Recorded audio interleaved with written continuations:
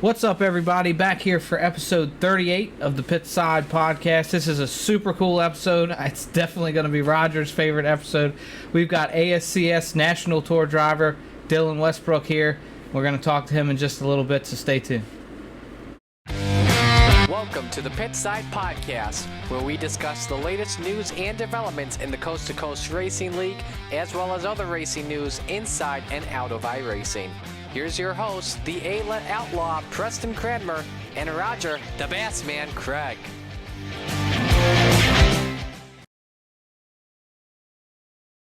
So we're back. It's a great episode. Before we jump into this week's information, we should probably rewind a little bit to last week. Roger and I did film a podcast last week. We had our newest sponsor, Dean Reynolds, who's associated with Empire Super Sprints and Super Dirt Car. He came on, had a great conversation. Great. It was a great interview. The whole episode went pretty great. We had some hilarious outtakes. It was going to be fantastic, and I went to edit it late Friday night or late Saturday night and realized I didn't have any sound on any of the clips we'd recorded. So unfortunately, that one will fall into the depths, and we'll have to get Dean back on. I think out of everybody, Dean was the one that'll be okay, because I think he'll be willing to come back. Yeah, that was sort of what I thought.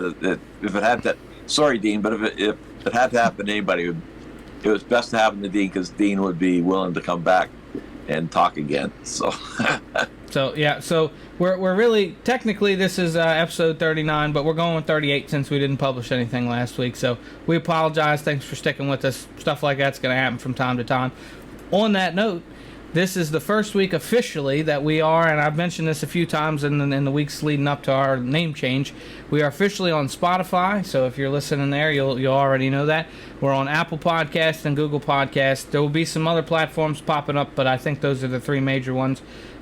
Pretty exciting. I think we're going to get a whole new audience that way. So I don't think this show will change a whole lot, and you may just hear us explain a little bit more. And I think I have to talk more, since I can't just sit here and be the pretty face. Yeah, because they definitely don't want to just listen to me all the time. That's for sure. Yeah. So we ask, even if you're going to continue to watch it on YouTube, if you have one of those platforms, if you'd go and give us a subscribe there too, that does help us. We'll have the ability to kind of lock down some sponsors and things like that, and make that even bigger, and hopefully bring on more, bigger or more well-known guests like we've got this week too. Well, yeah. I mean, we've hit the jackpot. You know me, I'm super fan here. You know, this 70-year-old guy is just I got an idol that's 22 years old. So it's a great. He's just a great kid, and I've been wanting to get him on at the right time, and now is the right time, and it's fantastic to see Dylan Westbrook doing what he's doing out on the tour, just like he used to do back home. You know, everybody knew that he couldn't stick around because he was just dominant. You know, it was like Lane Snook or Tanner. or Brandon Schultz or whatever. It was just at Ashweekend. It was I think it started getting to the point where there was not an anti-fan club, but people were sick of seeing him win all the time. He's just so dominant. So he needed that Jimmy Johnson effect.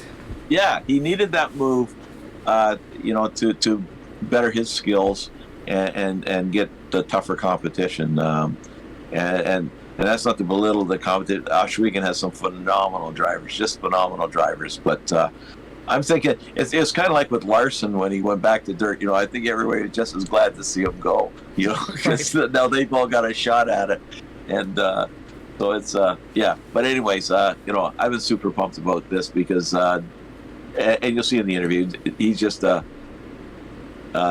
great human being and just a humble person. And if you ever saw him at home, so he's the oldest. There's four brothers and all the kids. He's by far the oldest. So it's all these little kids, and he'll be down on the floor playing with them, or anytime he won a feature, they would all be out on the track, and he just loved that stuff, and he's just a great person. And anybody in our league that has met him, they've all talked about, what, yeah, what a great guy, and he's got a new fan. I'll be cheering for him. I remember Steve Bixler said that, that after meeting him, boy, he'll be following him and pulling for him. So, yeah, I'm excited about this episode for sure. Yeah, it's really cool, and it's right on the heels, and we mentioned this to Dylan a little bit too. We just finished our Hawkeye Challenge, which I think you and I couldn't be more pleased with. It had, anytime you're putting 5 different dirt cars on the track, really 6 if you count the 358s as big blocks as separate cars, it's got the potential to be an absolute disaster. And I think we would have settled for mediocre, and it ended up going great. It went absolutely fantastic. I think I hung around for the interviews because there was like 5 winners basically. And I think everybody had a great time. And, I guess, the unfortunate part was that only, we took the top 5 from the different divisions. Like, it was limited to 24 drivers. So, there's a lot of people who would love to have run it, didn't get a chance. But having said that, it was all cream of the crop. And those guys put on a great show. There was not that many cautions, especially when given, like John Hines said on the broadcast, there was like, I think, a 3-second difference between the street stocks and the 305s. And so you'd be coming up on somebody faster. And Daniel Vaught summarized it. He said, like, it was like a chess game. It was something, a game he had never played before. And he said, you had to be planning your moves like a half track ahead when you're coming up on these guys. Yeah. Because, and it was something you hadn't experienced before. And then the added dimension of, the 305s were, you had to be careful on the fuel. So that added a dimension. A few of them ran out of fuel. I thought that might happen. They were all running the high line, and running the rim. And I thought, well, I don't know how long that's going to last. Yeah. So, but it was great. So it was, and all the racing tonight. You had commented too, and you were doing admitting for a couple of them. Mm-hmm. That even 305s, we had a full house tonight, 45 cars, and it was good. Overall, good racing. Like, we didn't have lots of cautions or incidents or anything. So, it was a phenomenal night of racing, especially after the last couple of weeks. Yeah, it's exactly what I was going to say. We needed that. The race in the past, we're in week 2, but the past couple of Mondays and last Wednesday there was way too much contact, and we know we're going to have a streak where have a little more contact than you want. But if you go look at standings, everybody's IL is through the ceiling. It's really rough, and I know it's going to come back down, but it's been bad. In last week's episode that didn't make the air, we pleaded to everybody, please just calm down a little bit, race each other cleaner.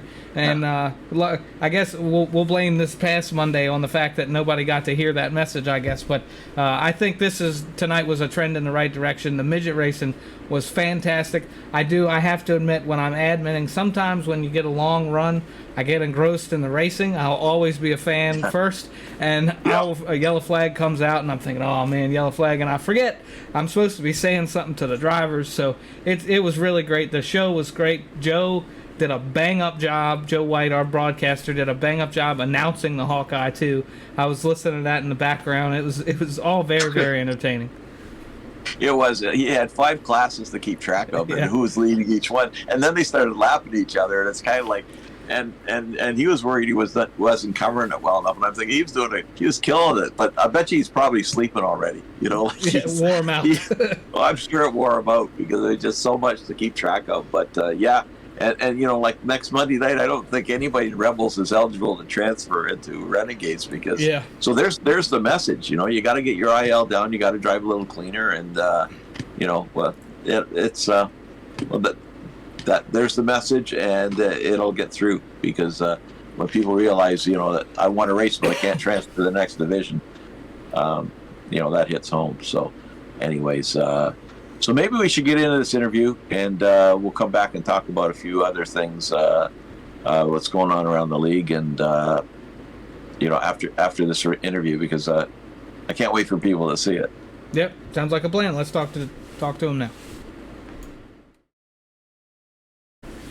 So Probably my most favorite interview we've had since the podcast started. We should have waited till episode 47, but we wanted to get it out of the way before then. Dylan Westbrook, how you doing, buddy? I'm doing good. How are you guys? We're doing great. We just came off. We have like a Hometown Heroes series on Wednesday nights, and it's just kind of like an Oshweekend night. So every night, we'll have to get into that a little bit later about every night's special night. But tonight we had a Hawkeye Challenge. Are you familiar with the Hawkeye Challenge?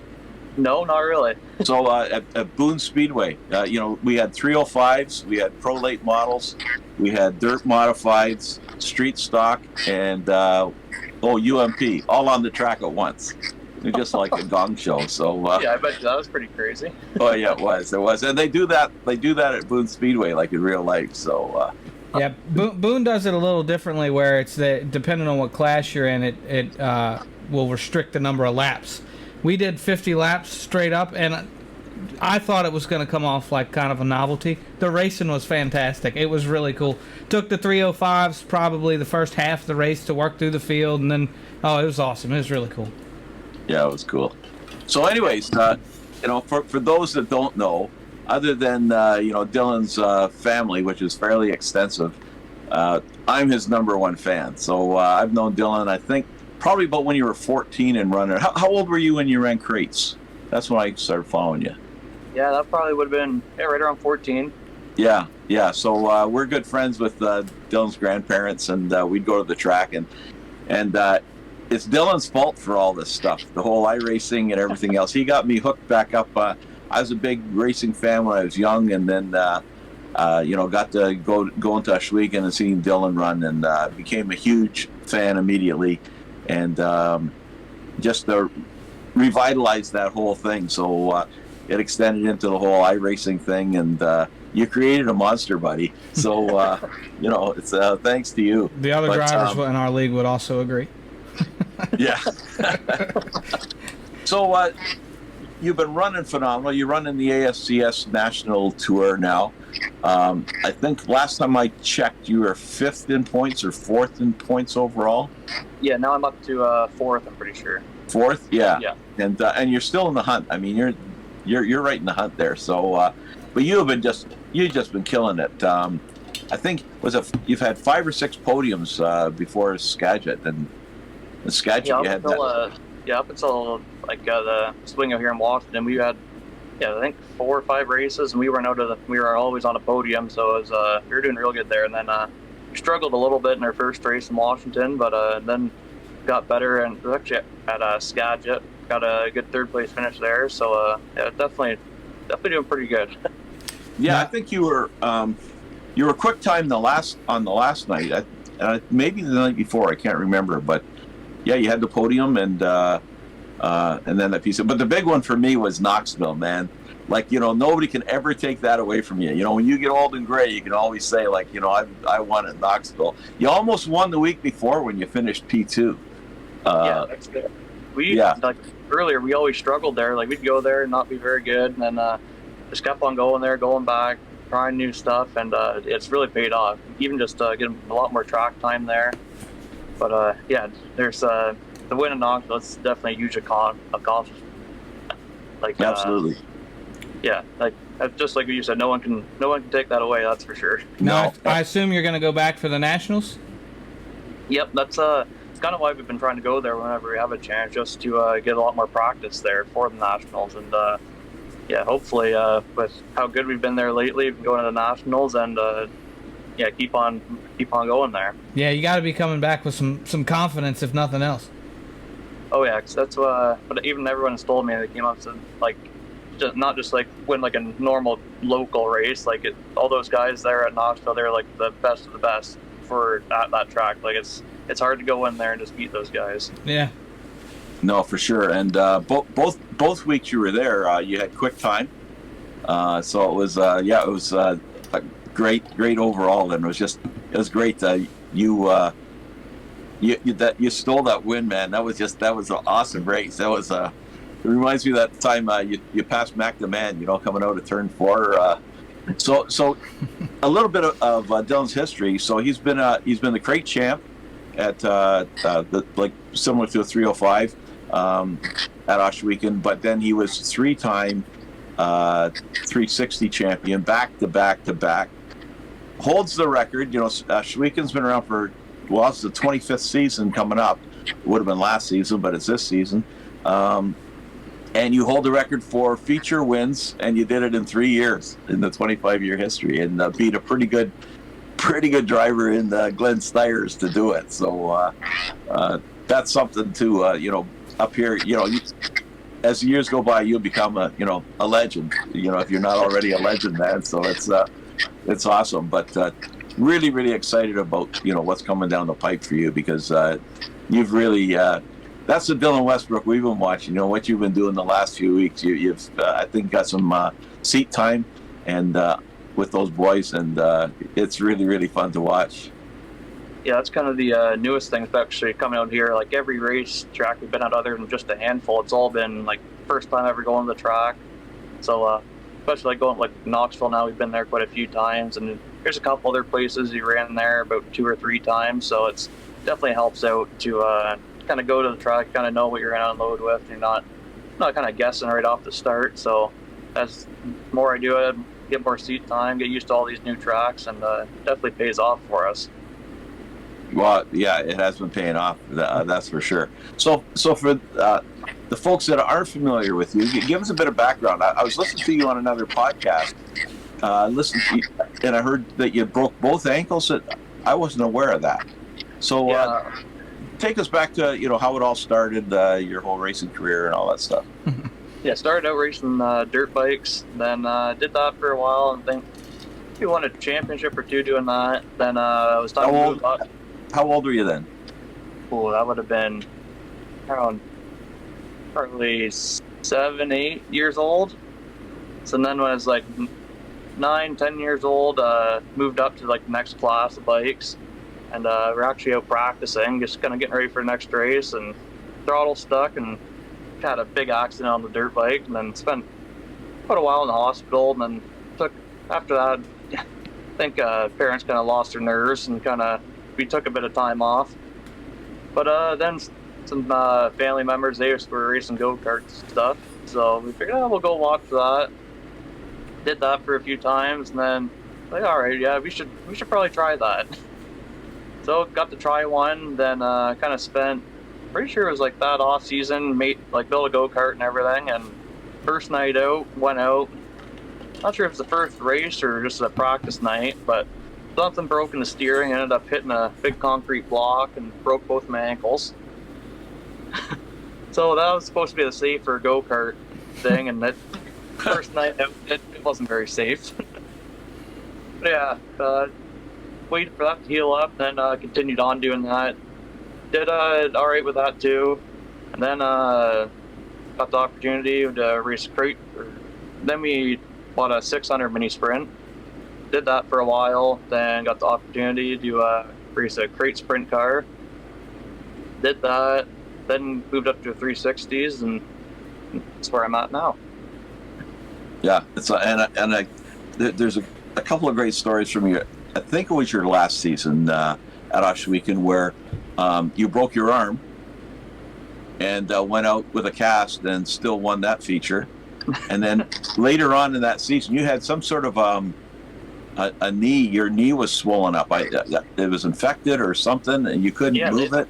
The doctors don't really know what happened to it. It was just a little swollen up. I had to go get like 2 needles a day and stuff for it to slow and go down. But yeah, it's just my left foot, and I couldn't bend. Like I could just get it bent enough to get into the car, and it was up against the motor plate, but couldn't use the brake or anything. So all of us in the shop were like, well, we don't want to drop over the points. We got to figure out something to do here.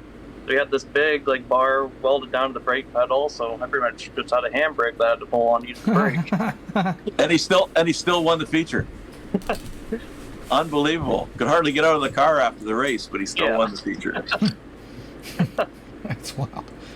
So it's you've had an amazing career, that's for sure, up to this point, and it's only going to get better going forward. One thing I've been to last fall, I was at your grandpa's farm, and that's where a lot of the toys are kept. And but I got to see the dirt track out the back, the for the dirt bikes, and Yep. they took me out through the cornfields to see Dylan's track back there, and that was pretty cool. But something else I just wanted to talk about, because you're a huge family guy, and I can't imagine how hard this is with COVID, and you're down there on your own, and your dad has never missed a race until he went south. And even last year, I think your dad, anytime you raced down south, he was there with you, right? And yeah, so maybe up until all the COVID stuff, he was flying out to the races, watching everything. Like even when we went to California and stuff. But with all the COVID stuff, definitely makes it a lot harder. If you just want to come down for, like, say, just a weekend, then you have to take 2 weeks off, or actually 3 weeks off work for one to come down there, then quarantine for 2 weeks. So yeah. So it's a tough go. We're up here. It's I'm still 2 weeks away from a haircut. Things are getting better. I was just looking today on checking the dates for the Knoxville Nationals, thinking, okay, the border may be opened up by then, and maybe we'd see if I could work out something with your grandma and grandpa. We would go down, but it's about the only chance we'll get to see you, because most everything else is a little bit too far west. But that's what I'm kind of hearing. Hopefully, possibly like July 5th, they might open them up so you don't have to quarantine anymore. But that would be wait and see until it actually happens. Yeah, that would be awesome. But the other thing we wanted to talk to you today too is we've got a big event coming up. Like we were talking about our hometown heroes, and it's based on basically on our Schweeken night, and every night is a different night. Like tonight we had the Hawkeye. Next week we got the Toilet Bowl 100. Our sponsor is Mr. Plumber, and so we'll have late models doing 100 laps. But the following week is going to be Kids Night, but it's also going to be the Mike Westbrook Memorial, and I think it's really appropriate having those two combined together, because Mike was just a great guy with all his nieces and nephews and stuff. And I guess you're the biggest nephew, but then there's all the little ones in all the pictures that we see in Victory Lane. The kids are always out there with you, which is awesome. But tell us a little bit about Mike, because Mike was a super special person for sure. Oh yeah, he was a great guy, that's for sure. Couldn't ask for a better uncle. He was just a great guy all around. Even growing up, is always just remember we go over the farm, and just like how he always was with all the other cousins and everything, he'd be the one teasing you, bugging you. But definitely always fun to be around. If you ever needed anything, he's the first one to come there. Like there'd be sometimes we get home from races, it'd be 2 a.m. or something. The AC did quit working, or he quit working or something. Just call him up, and he'd either come over or walk you through how to do it. And if not, he'd be there the next day, that's for sure. Yeah, and then I know he was a big part of your crew, and anytime after the races you go over there, always had a big smile, always, and just a fabulous guy, and a privilege to have known him, that's for sure. But and knowing how close you are to family, and I know how tough that's been, but now just being separated, like Julia is still at home. Is there any chance you haven't seen your girlfriend since what, March, I guess?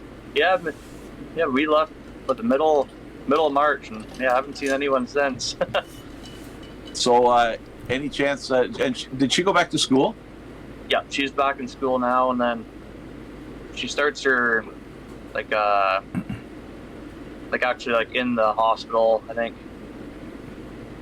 I think in another week or two, so she'll be real busy after that.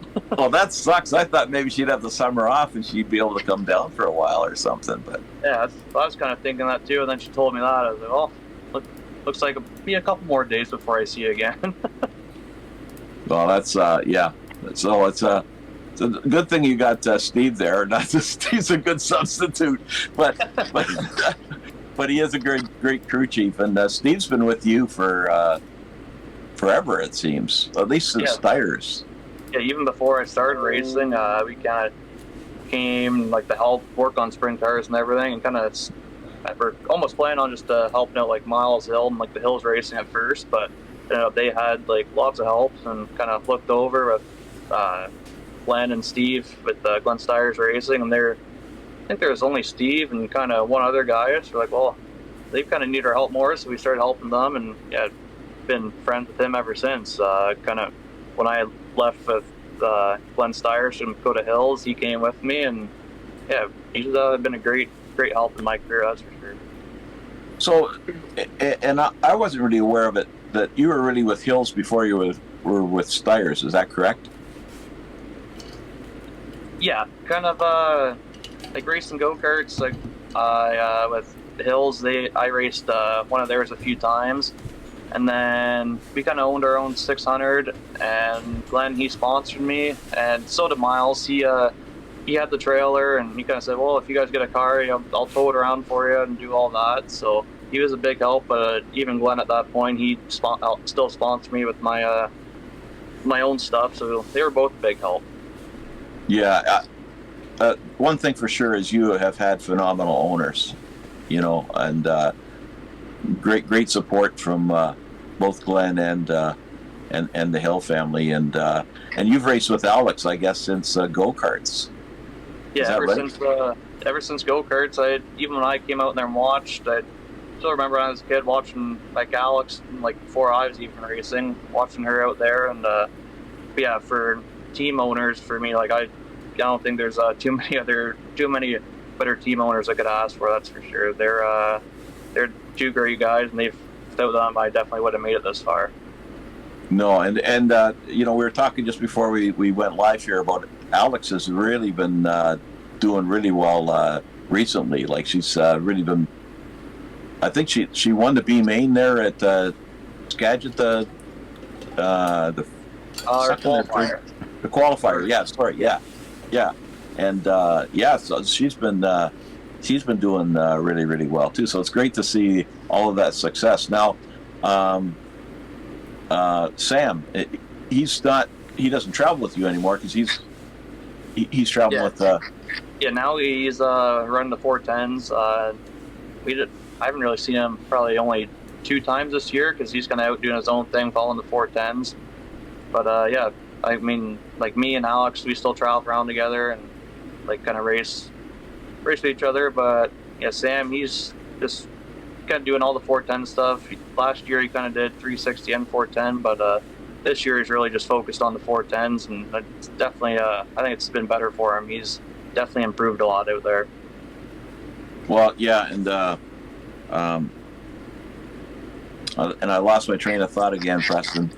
Did you have any questions, Preston? Yeah, I did actually. The one that popped into my head, because we hear about this all the time, and I think you probably have Roger's little birds come to you at different tracks.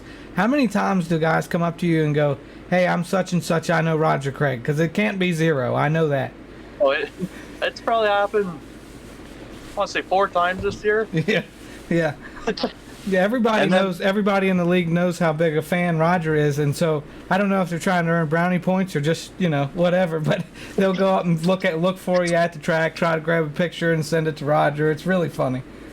Oh yeah, it's been 4 times at least I can remember at the top of my head. It's probably more. And then there's guys, you had a picture with Blake Chapman, one of the guys who won our championship. I think you saw that post, and he never, I think he was too shy. He never said anything about, knowing me. And did Donovan Ross? Did you see Donovan Ross out at Skagit?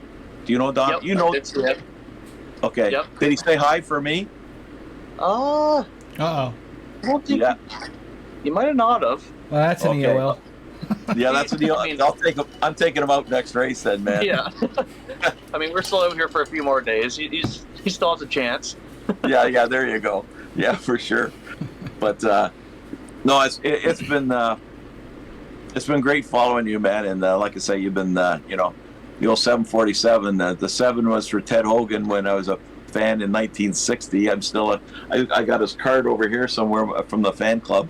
And then it's you've been a thrill to watch. You're just a great human being, buddy. And I think even the guys on the broadcast, Racing Boys, and that they talk about how humble you are, and it'd be easy for all that stuff to go to your head, and it doesn't. So it's just it's cool.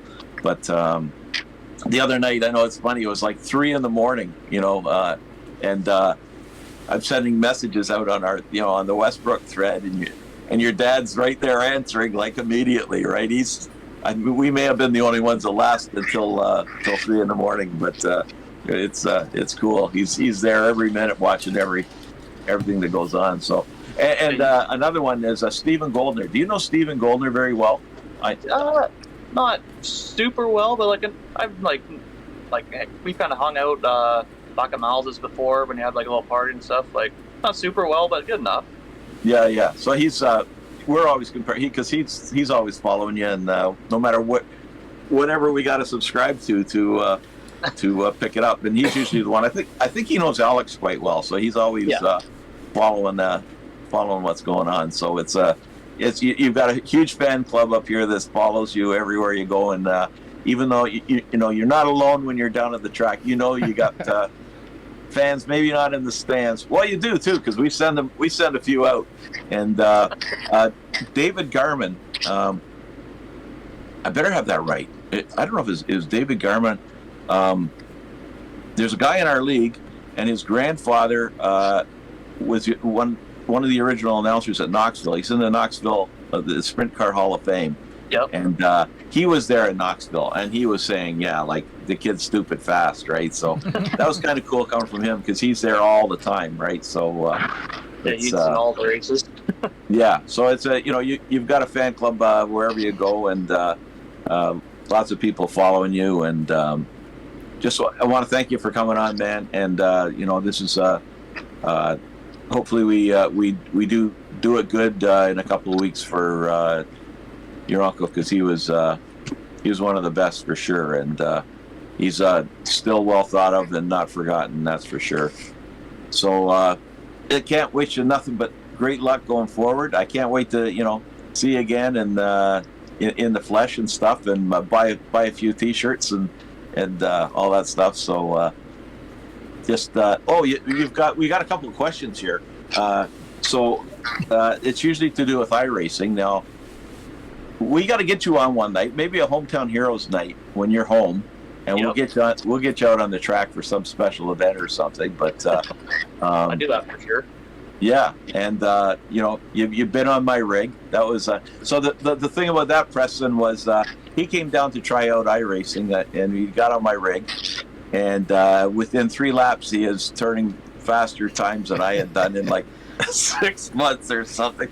But it was just he got in the setups right away, and like he's just tinkering and toying and changing it and going back out and getting faster and changing it again and getting faster. That was kind of cool. But usually we ask iRacing related questions, but mine is what's your and we'll apply it to real racing. What's your greatest memory in racing in your career? What would be the biggest highlight? That's a tough one. It's a hard-hitting interview. Yeah, he's got a few. He's got a few. That's the problem. That's what it is. Yeah. I mean, I don't know if there's really one that just stands out. I mean, Knoxville, just because it's like kind of latest one, that was really cool, just for being like not just Knoxville, just saying you won there, but I mean, they're all awesome. Like, there's never, I can't think of one that's just like, yeah, that's the best one. Okay, that's fair enough. So, and Roger's going to let you get away with that more than he would most people, I think. But I'll ask you maybe a tougher question, maybe one that's less likely to get answered. I don't know. But who would you say is your biggest rival? I don't really think I have any that I know of, at least. Because I mean, I don't really, like, I know something will happen on the track with other people, and they kind of really hold a grudge and everything. I'm trying to be pretty easygoing, get along with everyone, but is there someone you find yourself on the track around a lot, not necessarily getting into them, but yeah, right, yeah, you didn't clarify that, Preston. What you normally do is it doesn't have to be somebody you don't get along with. It could be just somebody that you're always racing against, and like you might judge yourself against or whatever, you know? Yeah. Trying to think now. I mean, seems like lately it's not even lately. Are we saying that no one rivals Dylan Westbrook? Is that what we're going to go with here?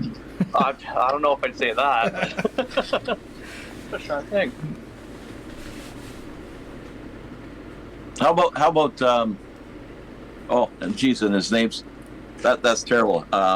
His name's escaping me. He was going to win. He was going to win the Dirt Cup with about Blake Hahn. Oh, yep. I mean, he's always there, right? Yeah, he's always there. He's always fast.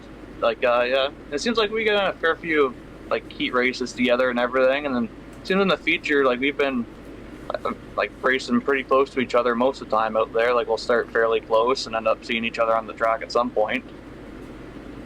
It's been interesting following you this year because you know, at first everybody's foreign. You know, like I'm used to all the old Ashwekan names and stuff. You know, it's the same regular rivals for you or whatever.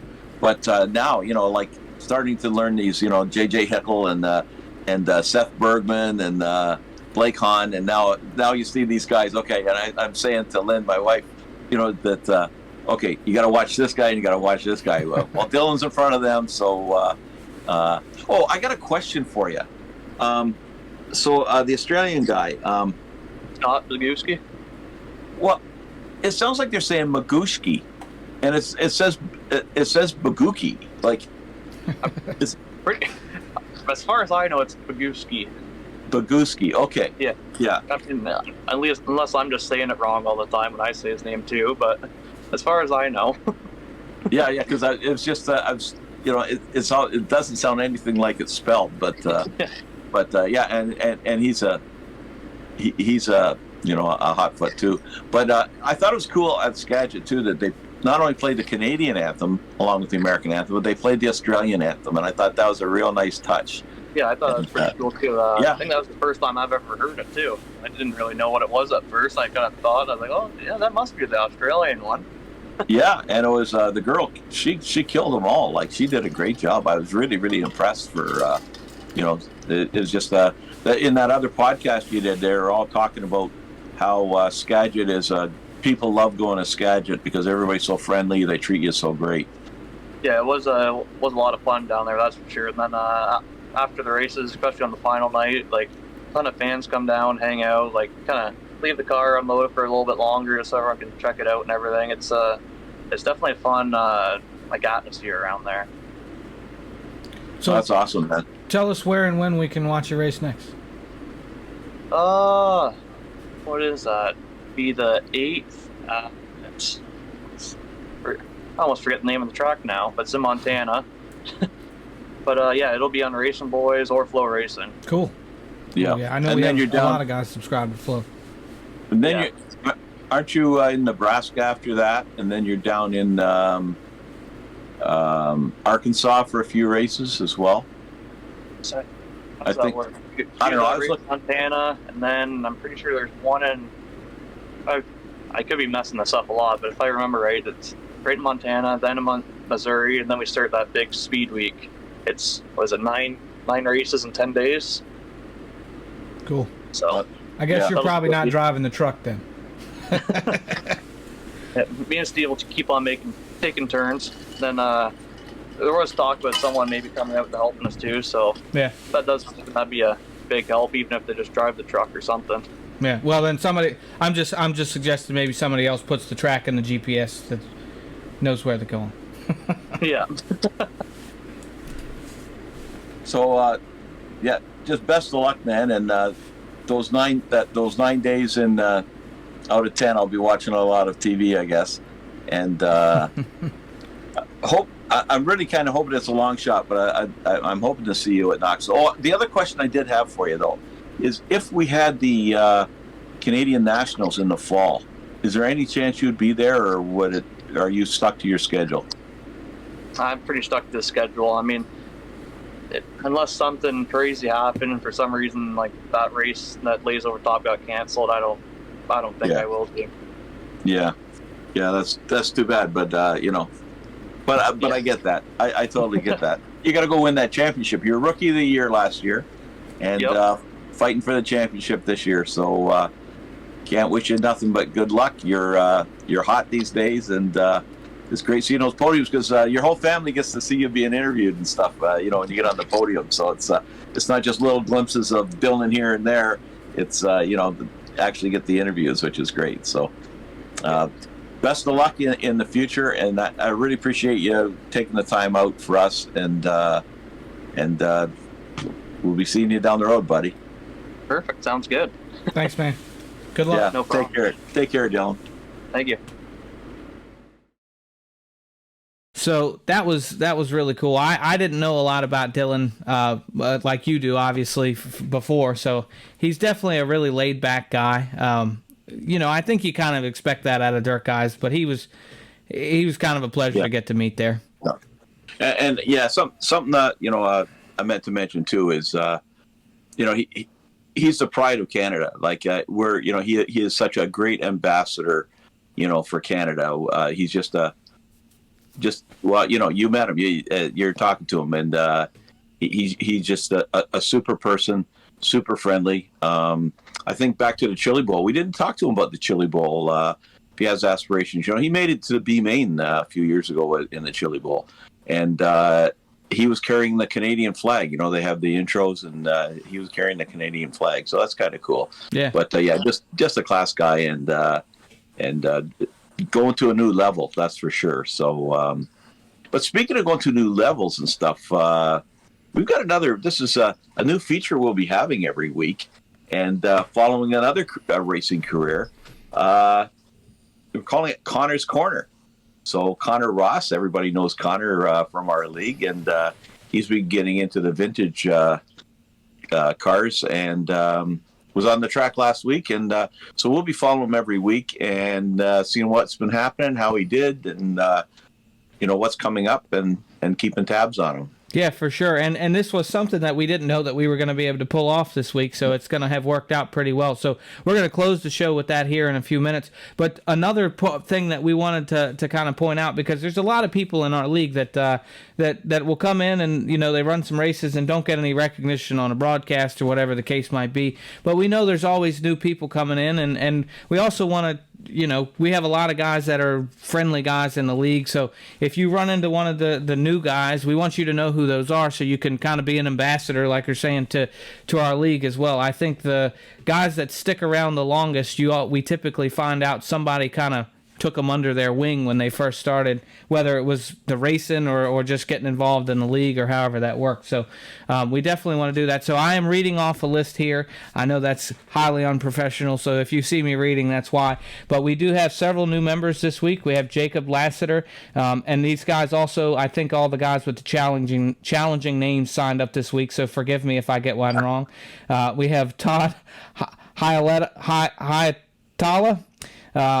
I now know what Joe White goes through on a weekly basis. TJ Moore, Joe Grabanowski, Chase Rickner, I'm not sure, John Quill, Taj Schobalak, Chris Eberly, David Lester, Justin Atkinson, and Marquez Smith all joined the league this week, so we're happy to have you guys. There's still a handful of guys that have applied or in some way reached out and filled out a form, but maybe didn't accept the invite into iRacing. So if that's one of you guys, if you're watching this and you wanted to be racing with us, you definitely need to make sure you take care of that too. I think there's 5 or 6 guys outstanding at the moment. So that's Bill Calder's plea, is to make sure you get that taken care of.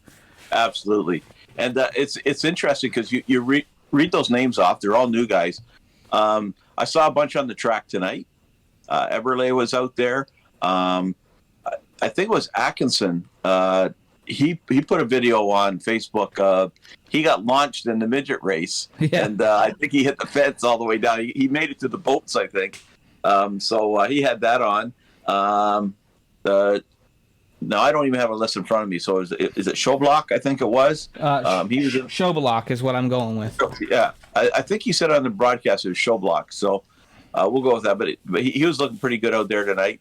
And then okay, you have to give me his name again. The first one you couldn't pronounce, Hyaleta or Hyatala. Todd Hyatala. Yeah, so he's already reached out to me. I'm pretty sure that's who it was. Reached out to me to volunteer to help out. So Yeah, he was with me in the admin room on Wednesday night. That's right. That's right. So well, then you should have his name down pat. Buddy. Well, we're on a first name basis. Yeah, there you go. We had to be. Look, so I just want to welcome all those guys because we add 7 to 10 guys every week. I think it seems so, and it's showing up in the numbers. Like here we are in the summer cutting back supposedly, and we're getting I think there was 30. I went into Dirt Mods. I think there was 30 some odd cars, and we had 5 heats in Pro Lates tonight too. 5 heats in Pro Lates, and of course we maxed out in the 305s. So it's a great summer. The cooling off and the numbers being down, and I'm sure they'll taper off eventually. But there's this is like Canada Day weekend and July 4th weekend, and you'd think everybody's going to be away. We thought the numbers would be lower, but it's not happening. So it's a good problem to have. That's for sure. Yeah. Yep. Well, I think we ought to go talk to Connor. I don't have anything left for me. Do you got anything, Roger? Nope. I'm just I was going to do a bit of a rant, but all I'm going to say is I really hope the Pro Lates is better to watch next week. Let's leave it at that. Yeah. Yeah, we'll give it another week's grace period. It's been ugly so far, so we'll have to see what happens. But first week you can chalk up to Fairbury. Not sure what happened this week in Volusia. It was rough, but hopefully it'll get better. I know Wednesday night cleaned up this past week, so everything else should follow suit, I think. Yeah, and for all those new guys coming in, this is not typical. We've been experiencing, you have good weeks, bad weeks. We've been experiencing some of the bad ones, so. It should get better. Just like you say, Wednesday night was fantastic, and and I think Monday night was a lot better too. So it's just everybody sort of getting their wheels under them again, I guess. Yeah, absolutely. Well, thanks to everybody for watching. Again, episode 38 here. We're going to close out with Connor's Corner, so you guys enjoy that. Make sure you take a look at him for him on the track. I know it's not broadcast on GeForce TV this week, but if you can make it out to the track, definitely get there. Again, you'll probably you'll hear about some plans that maybe Roger has for the track. Yep. You're not going to want to miss that. So again, check out Connor's Corner, and we'll see you next week. Take care. And we're here with part of the Pitside podcast crew, but more importantly, one of the newest drivers up in Canada on asphalt, or asphalt as we call it up here. Connor Ross, how you doing, buddy? I'm doing pretty good. How about you guys? We've had better days, I think. Preston and I were talking before the show here, and we've had better days. But you've had better days too. We want to follow your racing career through the summer. We'll have reports as we go along, and you had better days than last week's your first outing the season. You want to tell us what happened? Yeah, a bit of a driver error and a bit of a brake failure, but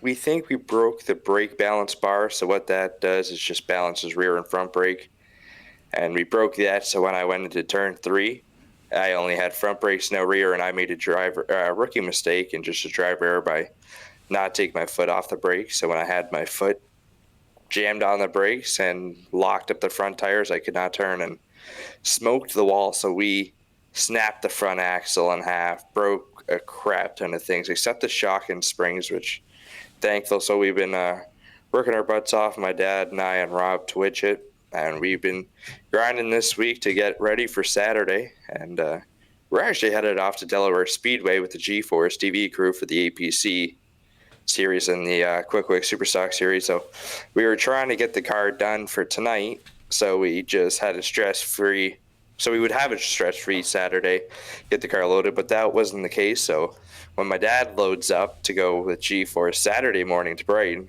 Rob and I will be at the shop early, grinding on the car, getting ready for the night race.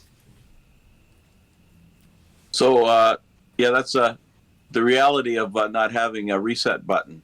And it sounds like, when you were talking about it, maybe driver error in the end, but in the beginning it wasn't. It was a mechanical error, and then one thing led to another. But that sounds like a pretty heavy impact. You must have hit the wall pretty hard, buddy. Yeah, it did some damage. Thankfully, I wasn't hurt. The car held up and did what it was supposed to do. The chassis was fine, but that's what I was thankful for, just me being fine and the car still straight, so it wasn't too costly. Now, what session of the event were you guys in when that happened? Was this in a race, or were you still like in kind of warm up? We were in the feature. It was just after a rain delay, long rain delay, so we went out and had a warm up. The track was just getting drier, and we were 6 laps in and into the feature, and out of a 30-lap feature, I think it was. So how did you feel up until that point? Did you feel racy, competitive, or just still kind of getting in the swing of things? I was a few tenths off the pace, and that was just me getting used to it. This is a new car to me, so I just wanted to stay out of people's way, get comfortable with it, get comfortable with other cars on the track, and just get used to things. And I actually scratched. I wanted to be at the rear, so I didn't get involved in things and damage the car, and then I guess I found myself in some trouble. Yeah. So how did you do in your heat? There were actually no heats. We did time trials this time. So sometimes there will be heat, sometimes there will be time trials. And time trials was wiped out due to rain.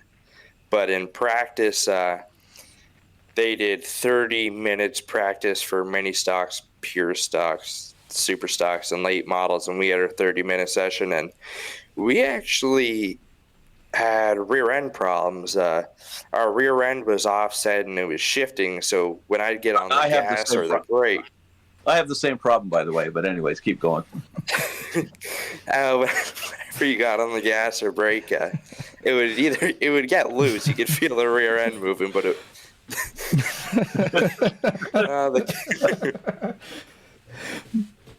Keep going, Connor. Yeah, fight through this, buddy. Fight through it. The car wouldn't be loose; it would just be the rear end. So we were having rear end problems. We ended up getting that fixed, and in the feature, we found ourselves with some brake problems. So I know you're saying you've been in the shop. Obviously, you've been repairing, the damage. You think you got that kind of those gremlins shook loose too? Yeah, when we did take the car apart, we did want to go through the brake system, and we ended up finding our master cylinder was inconsistent. It would push out fluid, but it also wouldn't. So either some of the times it would, like the brakes would work fine, and a few times it wouldn't. So we did find out we did have a brake problem in the front brake in the master cylinder. So we got that figured out. I think it actually helped us a bit. I think it regrouped us. I've been doing a lot of homework. My dad's been helping me with it. I've been talking to a lot of drivers in the Pinty series.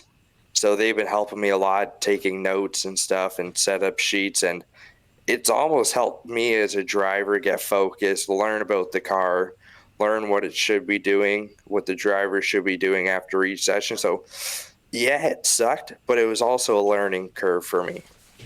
Yeah. Well, that's awesome because as long as you're taking something away and learning, even if it's a tough lesson, that's all good. So where were you were at Flamboro when this happened?